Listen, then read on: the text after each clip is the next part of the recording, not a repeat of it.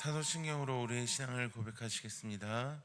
전능하사 천지를 만드신 하나님 아버지를 내가 믿사오며 그 외아들 우리 주 예수 그리스도를 믿사오니 이는 성령으로 잉태하사 동정녀 마리아에게서 나시고 본디오 빌라도에게 고난을 받으사 십자가에 못 박혀 죽으시고 장사한 지 사흘 만에 죽은 자 가운데서 다시 살아나시며 하늘에 오르사 전능하신 하나님 우편에 앉아 계시다가 저리로서 산 자와 죽은 자를 심판하러 오시리라. 성령을 믿사오며 거룩한 공예와 성도가 서로 교통하는 것과 죄를 사하여 주시는 것과 몸이 다시 사는 것과 영원히 사는 것을 믿사옵나이다. 아멘. 찬송 208장 하나님께 찬양하시겠습니다. 찬송 208장입니다.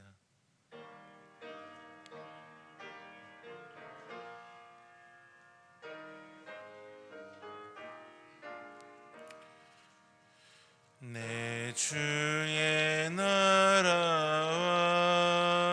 주 계신 성전과 피 흘려 사신 교회를 늘 사랑합니다. 내 주의 교회는 전성과 같아서 눈동자같이 아끼산을 보아시네. 이 교회 위하여 눈물과 기도로 내 생명 다하기까지 늘 봉사합니다. 성도의 교제와 교회의 위로와 구주와 맺은 언약을 늘 기뻐합니다. 하늘의 영광과 베푸신 은혜가 진리와 함께 영원히 시온에 넘치네.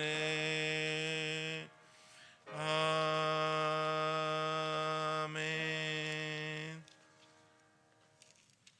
이제 함께 보실 말씀 역대하 4장 1절부터 22절까지 말씀입니다. 제가 가진 성경으로는 구약 659면에 있는 역대하 4장 1절에서 22절까지의 말씀을 교독하시겠습니다. 1절입니다. 솔로몬이 또 노수로 제단을 만들었으니 길이가 20규빗이요 너비가 20규빗이요 높이가 10규빗이며 또 노스를 부어 바다를 만들었으니 지름이 10규빗이요 그 모양이 둥글며 그 높이는 5규빗이요 주위는 30규빗 길이의 줄을 두를 만하며 그 가장자리 아래에는 돌아가며 소형상이 있는데 각 규빗에 소가 10마리씩 있어 바다 주위에 둘렀으니 그 소는 바다를 부어 만들 때 2줄로 부어 만들었으며 그 바다를 노새 황소 12마리가 바쳤으니 3마리는 북쪽을 향하였고 3마리는 서쪽을 향하였고 3마리는 남쪽을 향하였고 3마리는 동쪽을 향하였으며 바다를 그 위에 놓았고 소의 엉덩이는 다 안으로 향하였으며 바다의 두께는 한 손 너비만 하고 그 둘레는 잔 둘레와 같이 백합화의 모양으로 만들었으니 그 바다에는 3,000 밭을 담겠으며 또 물두멍 10개를 만들어 5개는 오른쪽에 두고 5개는 왼쪽에 두어 씻게 하되 번제에 속한 물건을 거기서 씻게 하였으며 그 바다는 제사장들이 씻기 위한 것이었더라.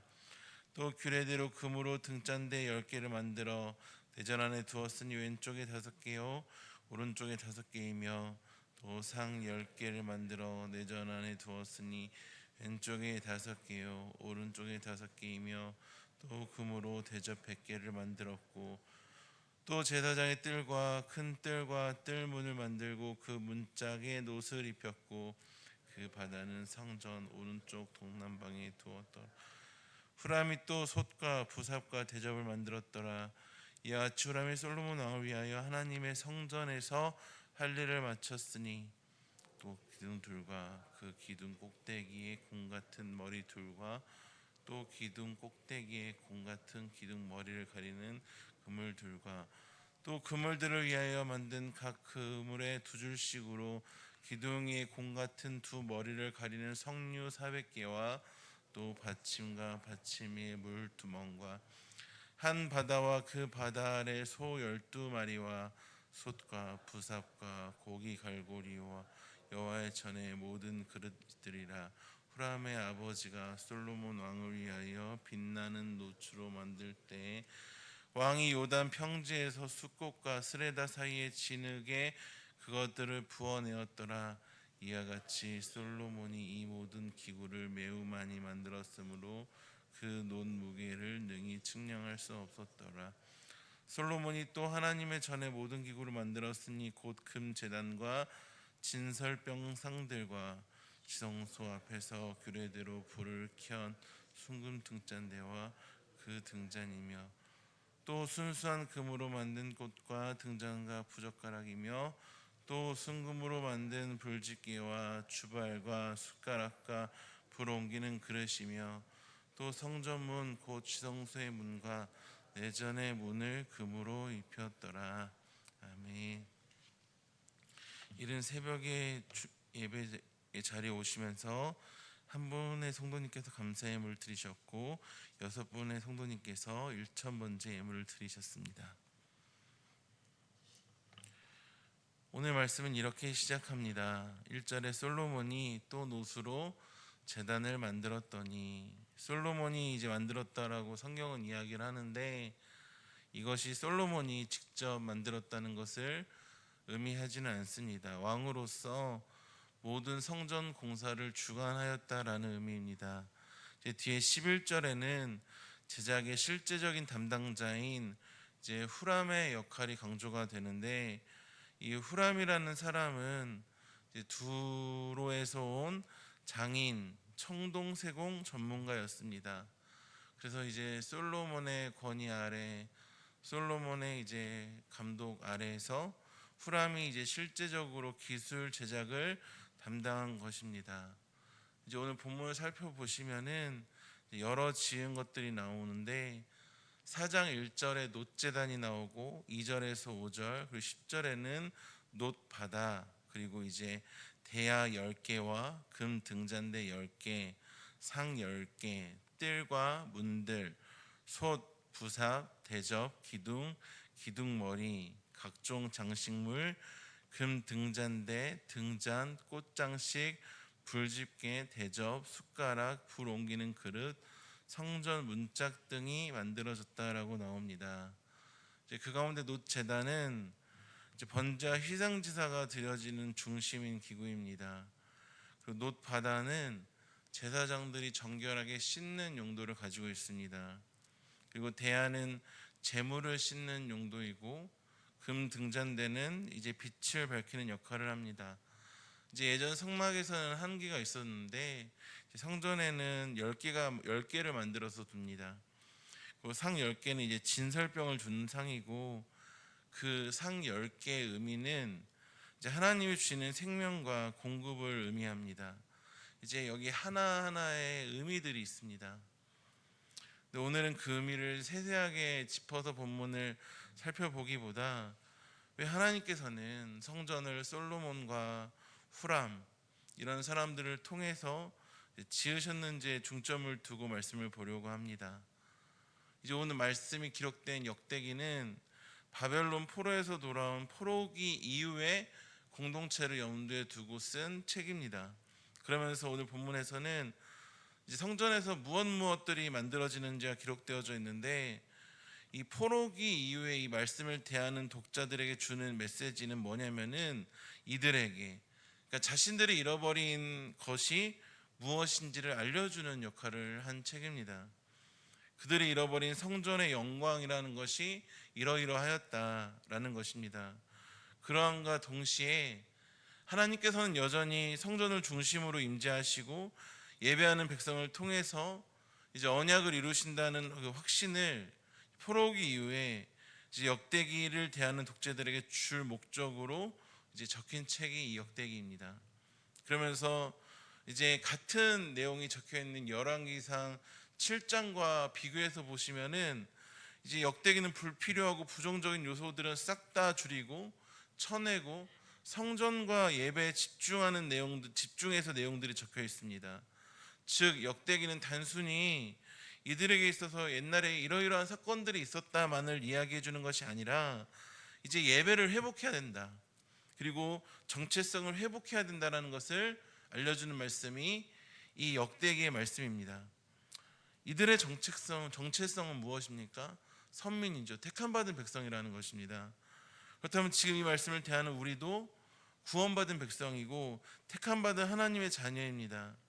우리 또한 이 말씀을 대할 때 알아야 되는 것은 우리의 삶에도 여전히 예배가 회복되어져야 함을 알아야 되고, 우리의 정체성, 구원받은 하나님의 자녀라는 것을 이 역대기를 통해서 볼 때 우리가 깨달아야 된다는 것이죠.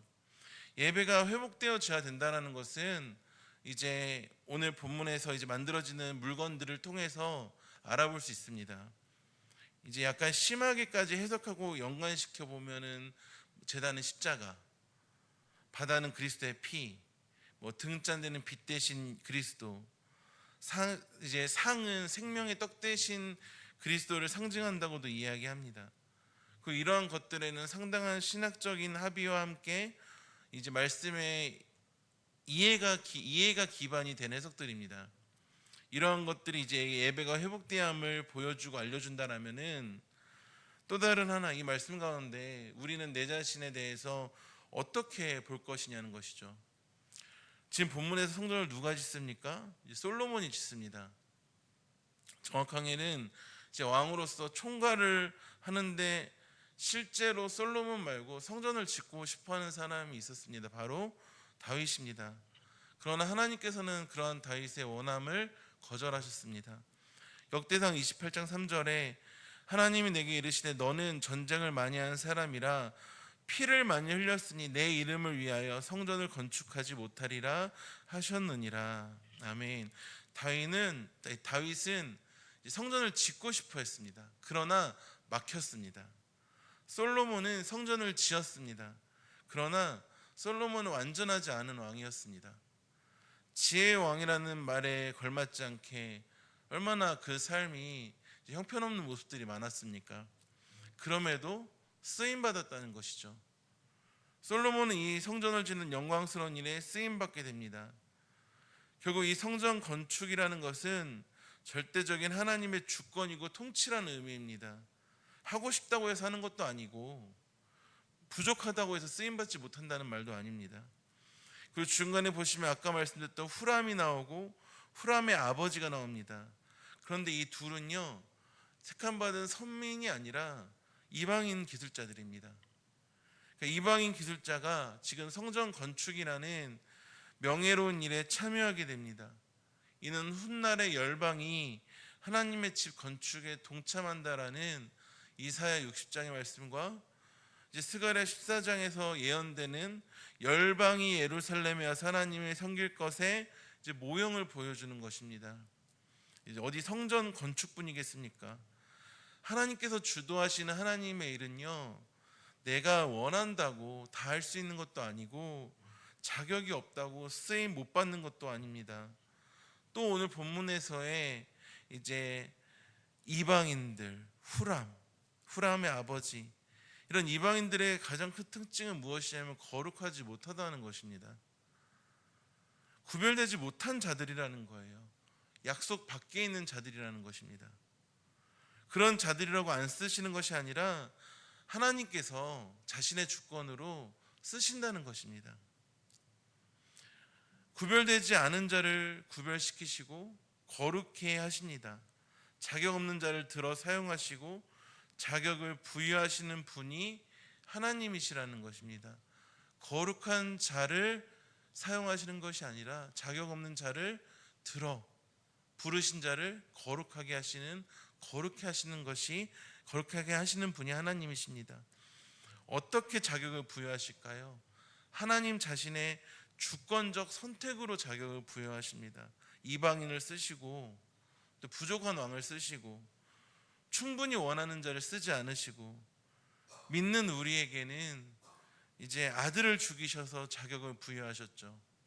이번 부흥의 기간 가운데 우리가 깊이 누린 말씀 가운데 로마서 8장 32절 이런 말씀이 있습니다. 자기 아들을 아끼지 아니하시고 우리 모든 사람을 위하여 내주시니가 어찌 그 아들과 함께 모든 것을 우리에게 주시지 아니하겠느냐. 33절 누가 능히 하나님께서 택하신 자들을 고발하리요 의롭다 하신 이는 하나님이시니. 자격이 있어서 의롭다 하신 것이 아니라 하나님께서 먼저 택하여 주시고 의롭다 칭해 주시고 그 방법으로 자기 아들을 아끼지 않으시고 내어주신 것입니다.